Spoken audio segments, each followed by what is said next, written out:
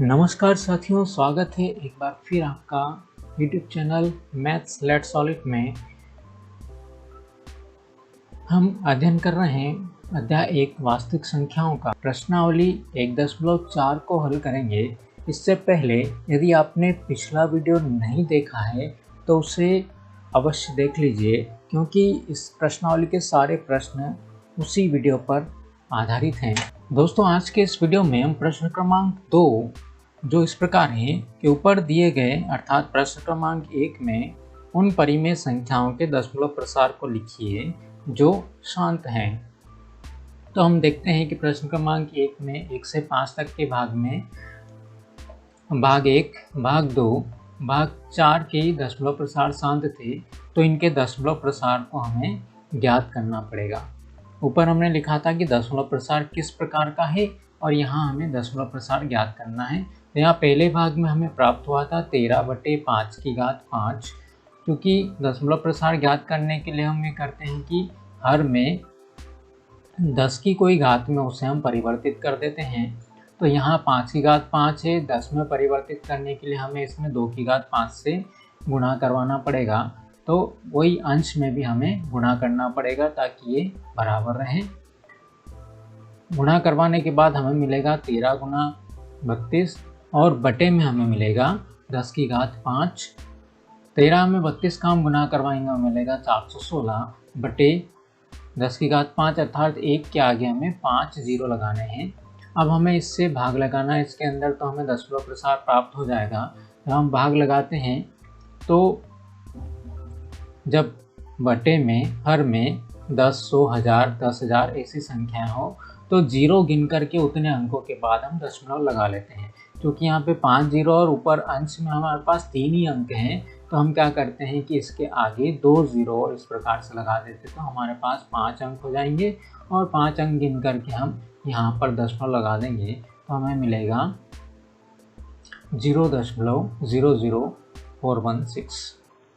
अगला है 17/8। इसके गुणनखंड हमें प्राप्त हुए थे 17/2 के रूप में।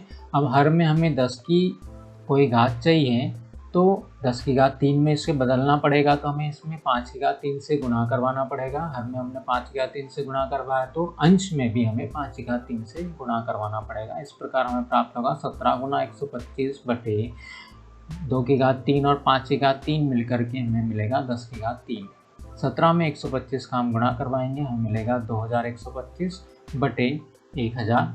यहाँ 3 जीरो हैं, इसलिए हम 3 अंक गिन करके दशमलव लगा देंगे तो हमें प्राप्त होगा 2.125। अगला भाग इसका दशमलव प्रसार अशांत आवर्ती रूप का था, तो इसे हमें ज्ञात नहीं करना है। इसके बाद चौथा भाग है। यहाँ हम देखते हैं कि 2⁵6 गुना 5⁵1 है। अब बचा हमारे पास में कि इसको 10⁵6 में बदलने के लिए हमें यहाँ पर 5⁵5 से गुणा करवाना पड़ेगा अंश और हर में। तो इस प्रकार हमें प्राप्त होगा 3 गुना 3125 और बटे यहाँ पर 2⁵6 और यहाँ पर इन दोनों का आधार एक ही, तो घातें जुड़ जाएगी, 5⁵6 हो जाएगा। तो इस प्रकार हमें मिलेगा 10⁵6। गुणा करवाया, अंश में हमने मिला 9375 बटे 1 के आगे 6 जीरो हमें लगाने पड़ेंगे। अब 6 अंकों के बाद में चूँकि 6 जीरो हैं, इसलिए 6 अंकों के बाद हम दशमलव लगाएंगे। तो हमारे पास ऊपर 4 ही अंक हैं, तो हम यहाँ पर 2 जीरो इसके आगे बढ़ा देते हैं। इस प्रकार से अब हमारे पास कुल 6 अंक हो गए हैं, तो हम इन 6 अंकों के बाद दशमलव लगा देंगे तो हमें मिलेगा 0.009375। ये इसका दशमलव प्रसार प्राप्त हो गया। अगला भाग, चूँकि इसमें इसका दशमलव प्रसार अशांत आवर्ती रूप का था, इसलिए हम इसे ज्ञात नहीं करेंगे। 6 से लेकर के 10 तक के भाग हमने पहले प्रश्न में इस प्रकार देखे थे, जिसमें से 7 और 10 इसके जो दशमलव प्रसार के रूप थे वह अशांत आवर्ती हमने लिखा था, तो इनका दशमलव प्रसार हम ज्ञात नहीं करेंगे।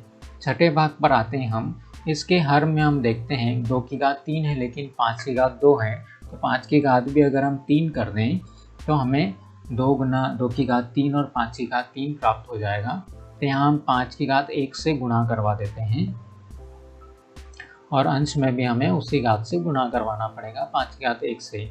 तो ऊपर हमें प्राप्त हुआ 23 गुना 5 115 और बटे में मिलेगा 2 की घात 3 और 5 की घात 3 अर्थात 10 की घात 3। अब 10 की घात 3 है तो हम लिखेंगे 1 के आगे 3 0 1000 और 3 अंक गिन करके हमें दशमलव लगाना है क्योंकि 3 0 है इसलिए तो हमें इसका दशमलव प्रसार प्राप्त होगा 0.115। दोस्तों वीडियो को रोक करके इसका 8वां और 9वां भाग आप स्वयं हल कीजिए। चलिए देखते हैं आपके आंसर इस प्रकार से प्राप्त होंगे। आपको इसका 0.4 प्राप्त होगा और इसका प्राप्त होगा 0.7। अगला और अंतिम प्रश्न, साथ ही इस अध्याय का भी अंतिम प्रश्न है कि कुछ वास्तविक संख्याओं के दशमलव प्रसार नीचे दर्शाए गए हैं और प्रत्येक स्थिति के लिए निर्धारित कीजिए कि क्या यह परिमेय संख्या है या नहीं है। और यदि परिमेय संख्या है तो यह p/q रूप की है तो इसके q के अर्थात हर के अभाज्य गुणनखंडों के बारे में आप क्या कह सकते हैं। इसका पहला भाग है 43.12345678 तो हम यहाँ देखते हैं कि चूँकि दी गई संख्या का दशमलव प्रसार शांत है और हमने देखा था पिछले वीडियो में कि जिस संख्या का दशमलव निरूपण शांत होता है उसे हम p/q के रूप में व्यक्त कर सकते हैं उभयनिष्ठ गुणनखंडों को काटने के बाद। और p/q के रूप में व्यक्त करने पर हम पाते हैं कि उसके हर के गुणनखंड 2 की घात n और 5 की घात m के रूप के होते हैं। अर्थात ऐसी संख्या जिसका दशमलव निरूपण शांत हो उसमें हर के गुणनखंड में सिर्फ हमें 2 और 5 के ही गुणनखंड प्राप्त होंगे।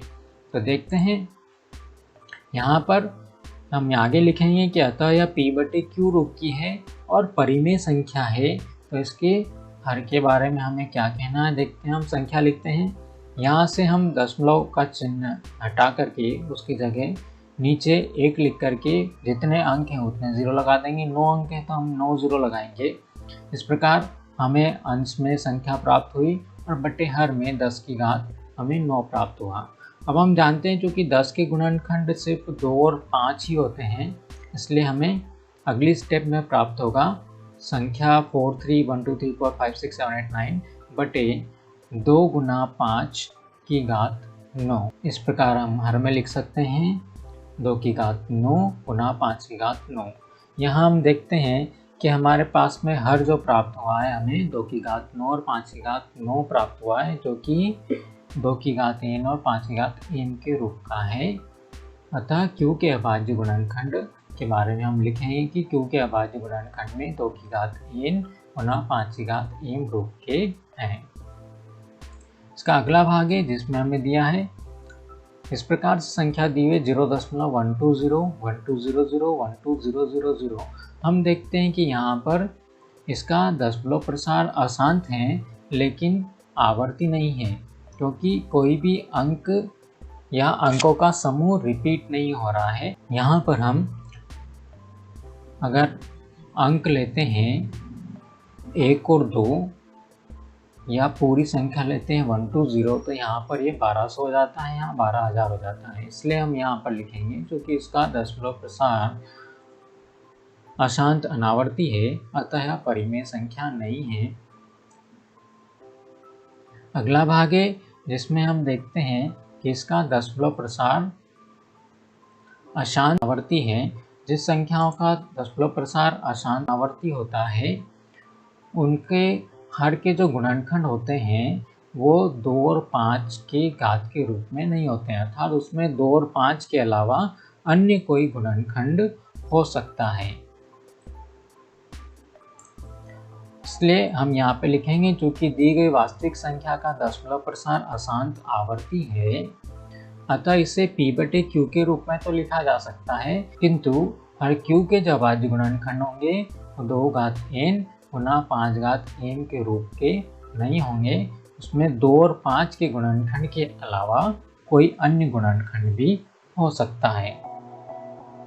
दोस्तों आज के वीडियो में इतना ही। यदि वीडियो आपको पसंद आया हो तो इसे लाइक कीजिए, शेयर कीजिए और चैनल को सब्सक्राइब करना मत भूलिए। धन्यवाद।